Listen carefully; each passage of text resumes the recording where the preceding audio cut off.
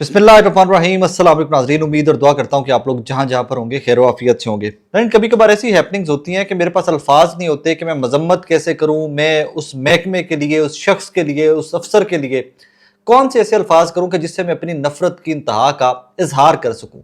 लेकिन फिर तरबियत, प्रोफेशन, ज़ुबान इजाज़त नहीं देती, क्योंकि बहुत ही गैर इखलाकी या इखलाक से गिरी हुई बंदा ज़ुबान इस्तेमाल करे। लेकिन कभी कभार यकीन मानने के दिल ये करता है कि बंदा अपनी भड़ास खुल कर निकाले और जितनी गंदी जुबान इस्तेमाल कर सकता है बंदा करे। I am sorry to say that. Even एक दो दिन पहले मैंने रिपोर्ट किया था हाफजाबाद में एक मुबैना गैंग रेप। मतलब इस पे क्या बंदा, इस पे की डेप्थ में, इसकी डिटेल में भी मैं आपके सामने क्या जाऊं।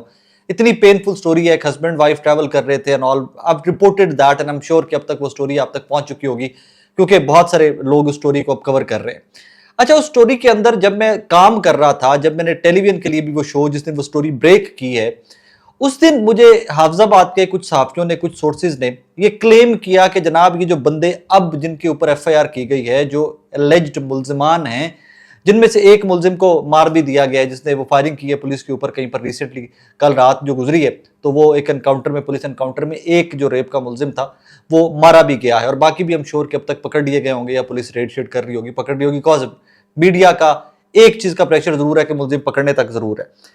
और सेकेंडली मैं इसके इसी व्लॉग के सेकंड पार्ट में मोटरवे रेप केस एक हुआ था मशहूर जमाना, उसका और इसका जरा कंपैरिजन भी करके आपके सामने रखूंगा कि उस केस में क्या फर्क था और इस केस को क्यों इतनी मीडिया हाइप नहीं मिल सकी। जितना बड़ा ये जुल्म हुआ है, जितना बड़ा ये जब्र हुआ है, इसको इतनी मीडिया हाइप क्यों नहीं मिल सकी और उसको इतनी हाइप क्यों मिली थी।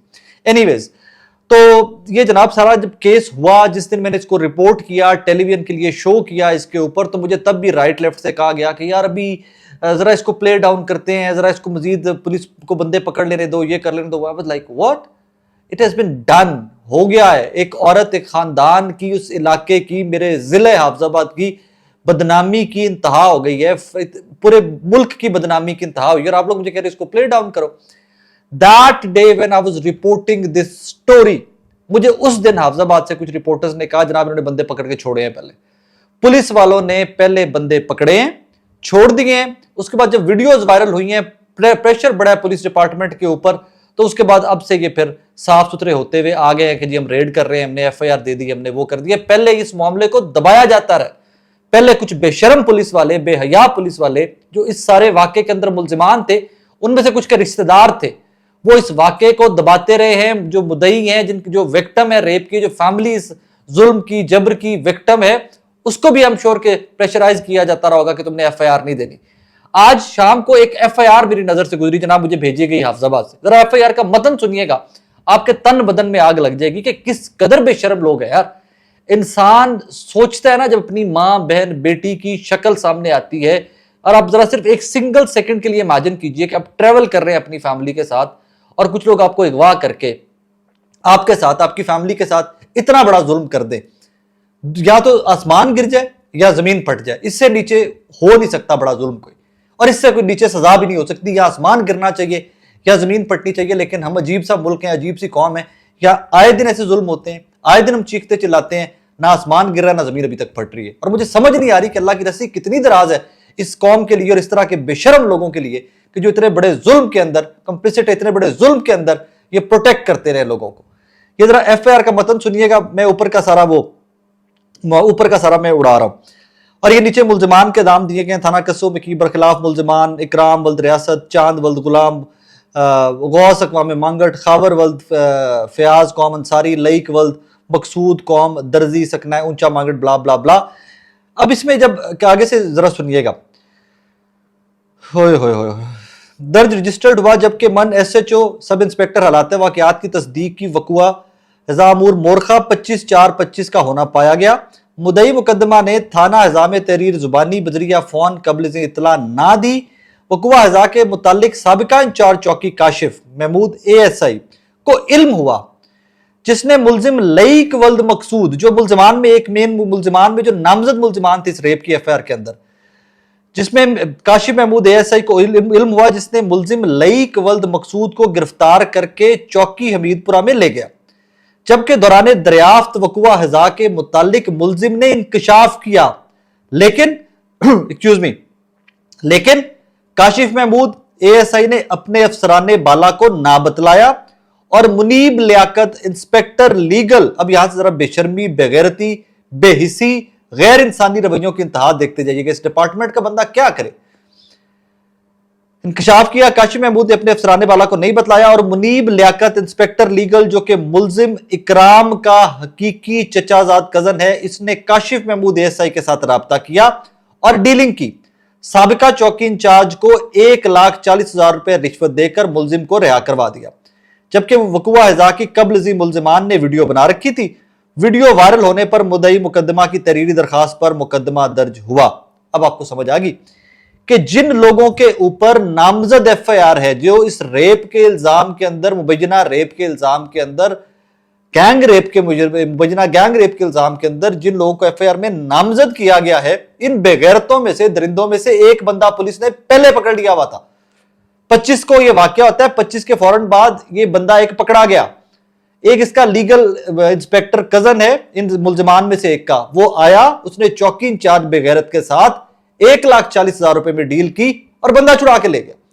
उसके बाद मेरी इत्तला यह है कि मुद्दइयों को, जो विक्टिम है इस सारे मामले के अंदर, उनके ऊपर प्रेशर डाला जाता रहा कि टाइम गुजर गए, आपका डीएनए कोई नहीं होना, रेप शेप साबित कोई नहीं होना, चुपचाप करके बैठ जाओ, पैसे शैसे दिलवा दिए जाएंगे। मेरी इत्तला इससे आगे और भी है नाजरीन। अब मैं, क्योंकि पहले, I will be very very honest, जब मुझे ये पहले दिन इत्तला दी गई, जब फर्स्ट डे, जिस दिन मैंने इसके ऊपर 2-3 दिन पहले जब इस स्टोरी को टेकअप किया, मुझे उसी दिन ये इत्तला दी गई। लेकिन कायदे कवानीन के अंदर रहते हुए, अपने जर्नलिस्टिक नॉर्म्स को देखते हुए, मैंने कुछ भी रिपोर्ट नहीं किया जब तक कि हकीकत सामने ना आ जाए। मैंने पुलिस से राब्ता किया, मैंने हल्फन कह रहा हूं, मेरे पास रिकॉर्ड मौजूद है, मैंने हफ्जाबाद पुलिस से राब्ता किया, मुझे उन्होंने इनकार किया दैट। उन्होंने कहा जी नहीं नहीं नहीं, ऐसा कुछ नहीं है, कोई मुलजिम पहले नहीं पकड़ा गया। आज बेशरम लोग खुद एफआईआर दे रहे हैं अपने बंदों के ऊपर। वही पुलिस जो मुझे उस दिन तक कह रही थी नहीं नहीं पहले हमने कोई बंदा नहीं पकड़ा था, अब वही पुलिस अपने बंदों के खिलाफ, चौकी इंचार्ज के खिलाफ और लीगल इंस्पेक्टर के खिलाफ एफआईआर दे रही है। होना तो ये चाहिए कि वो तमाम लोग, वो डीएसपी हो, वो डीपीओ हो, वो इंस्पेक्टर हो, वो सब इंस्पेक्टर, और एक और चीज ये भी मैं आपको वसूख से कह सकता हूं कि इस वाकये का इल्म सिर्फ ये चौकी इंचार्ज के नॉलेज में नहीं था, चौकी इंचार्ज से ऊपर के लोगों को भी पता था इसका। I am not talking about DPO Hafizabad, मैं उनकी बात नहीं कर रहा, लेकिन मैं आपको दावे से कह रहा हूं उस दिन का ये शोर मचा हुआ है, एग्जैक्ट इसी स्टोरी के रिलेटेड उस दिन का शोर मचा हुआ है कि चौकी इंचार्ज के साथ एक बड़ा अफसर भी इन्वॉल्व है जिसके नॉलेज में था, और ये 1,40,000 रुपया इसमें लिखा गया। कुछ लोग इसको 3 से 4 लाख क्लेम करते हैं हफ्जाबाद के, कुछ सोर्सेज ये भी क्लेम करते हैं कि पैसे इससे ज्यादा है। ये पुलिस का काम है इंक्वायरी करना। हम पुलिस के इसी चीज के ऊपर देखें, जुल्म की इंतहा देखें, किस कदर इंसाफ से आरी, इखलाकियात से आरी मुआशरा है मेरा और आपका। हम इस एक चीज के ऊपर शुक्र अदा करते रहते हैं, अच्छा जुर्म हुआ, पुलिस ने इनकाउंटर में मुलजिम को मार दिया, उसने फायरिंग की, पुलिस ने इंसाफ कर दिया, मार दिया। मावराए अदालत कत्ल का भी पुलिस के पास कोई इख्तियार नहीं है यार। लेकिन अगर उसने फायरिंग की, उसने आगे से अपनी प्रोटेक्शन, क्योंकि उसको पता था कि उसकी मौत उसके पीछे पीछे फिर रही है। जितना बड़ा जुल्म इन बेगैरतों ने, जानवरों ने कर दिया है, इनको तो पता है कि मौत इनके पीछे पीछे फिर रही है। फायरिंग शायरिंग की होगी, पुलिस ने फायर मार के बंदा मार दिया, आगे से ठीक किया बिल्कुल।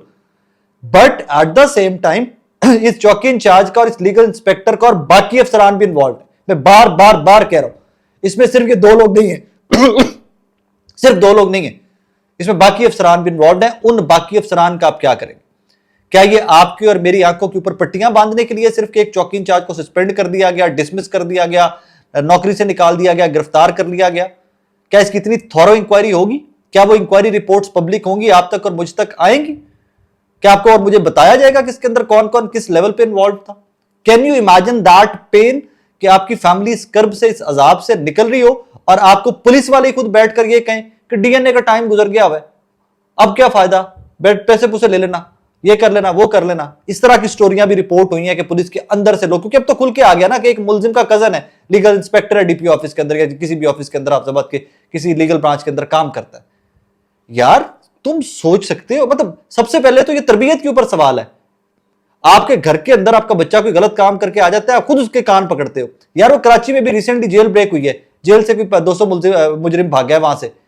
वहां पे एक मां अपने भागे हुए बेटे को उठाकर वापस लाके उसने जेल में दी, उसने कहा मेरे बेटे से गलती होगी, ये भाग गए, बाकी मुलजिम या मुजरिम भागे हैं, ये भी साथ भागे, से गलती होगी, इसको माफ कर देना, सजा इस चीज की मत देना, लेकिन ये जेल काट रहा है, इसको जेल के अंदर दो वापस। इसको कहते हैं तरबियत, इसको कहते हैं इंसानियत।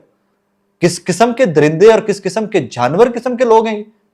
आपको केस का पता चल गया, जो मुलजिम है वो आपके सामने आके इंकशाफ कर गया, वो मान गया, एडमिट कर गया यार, और बिफोर इट के आप अपने डीपीओ को बताओ, अपनी पुलिस को बताओ और उनको बताओ, शोर मचाओ।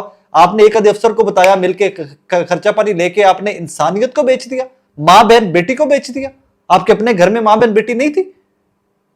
और फिर क्या होगा? बड़ा है जी, नौकरियों करता, डिसमिस करता, साल 2 साल इतने हाईकोर्ट केस चलेगा ही, बंदा बहाल होकर किसी ना किसी और चौकी के लगा हो और किसी ना किसी की मां बहन बेटी का बड़ा गर्क कर रहा होगा बेशरम। लोग इसके अंदर बहुत सारी एंगलिंग कर रहे हैं, ये गलत हुआ है, ये गलत हुआ है। मैं कहता हूं सारा केस ये सारा बकूबा, सारे का सारा बकूबा गलत है। ये बेगैरत कौन होते हैं किसी की मां बहन बेटी को बरहना करके रोडों के ऊपर वीडियोस बनाने वाले? किसने हक दिया इनको? और आप और मैं इखलाकी तौर के ऊपर इतने घटिया और इतने बदकिरदार लोग हैं कि हम इस सारे मामले के अंदर बैठकर उस बच्ची के, उस बहन बेटी किसी के अंदर फ्लॉज निकाल रहे हैं, उनके कैरेक्टर के ऊपर उंगलियां उठा रहे हैं। पता नहीं हो क्या गया इस मुल्क को। और हाँ, नंबर 2 में वो मोटरवे रेप का केस आपको याद होगा, 2021 की गालिबन स्टोरी है। पाकिस्तान के मीडिया ने 24 घंटे उस केस को रिपोर्ट किया था। इन्होंने आसमान सर पे उठा लिया था। इस केस के ऊपर कोई बंदा बात ही नहीं कर रहा। मुझे लगता है मैं सिर्फ वाहिद सहाफी हूं जिसने टीवी के ऊपर शो किया, जिसने इसके ऊपर ब्लॉग्स करना स्टार्ट किए। बाद में मियां इमरान अरशद साहब आए और उसमें बाद में इकरार साहब का मैंने देखा है ब्लॉग इसके ऊपर। टीवी ने इसको बस एक स्टोरी चला के फारिग निकल गए। कुछ डॉन न्यूज ने इसकी वेबसाइट के ऊपर खबर लगाई, 1-2 और वेबसाइट ने खबर लगाई, यार ये भी सड़क के ऊपर रेप हुआ था, गैंग रेप था, खामद से रेप बीबी का करवाया गया था। यार इसके अंदर क्या बेशरम लोग हो। प्रॉब्लम सिर्फ एक था, तब इमरान खान की हुकूमत थी, उस हुकूमत को बदनाम करना था, जलील करना था। अब मरियम नवाज की और शहबाज शरीफ की हुकूमत है, मीडिया की भी सिली पड़ी है, ये होंठ जो है सिले पड़े, सी भी नहीं कर रहा है मीडिया। तो भाई जवाब तो आपने इवेंचुअली सबने देना है, मरना कपना भी है, कब्रों में भी जाना है, बहन बेटियां माएँ सबकी हैं, हर बंदे ने जवाब देना है। जो जुल्म के अंदर खामोश रहेगा जालिम के का साथी बनेगा, जो खामोश रहेगा वो जालिम का साथी है। अगर आप जुल्म के खिलाफ आवाज नहीं उठा सकते, अल्लाह ने आपको जुर्रत दी है, वसाइल दिए हैं कि आप जुल्म के खिलाफ आवाज उठाओ, और अगर आप नहीं उठाते तो आप उसमें शरीक जुर्म। इस अदालत में ना सी अल्लाह की अदालत में जाकर तो आप सबने भी जवाब देना होगा जो आज इसमें खामोश बैठे रहे। That's all I have to say कि मेरे पास इससे आगे मैं अगर फर्दर इस टॉपिक के ऊपर या इसी स्टोरी के ऊपर फर्दर बात करूंगा तो I'm श्योर कि मेरी जुबान भी बहुत गंदी हो जाएगी और मैं वो नहीं करना चाहता। अपना ख्याल रखिए।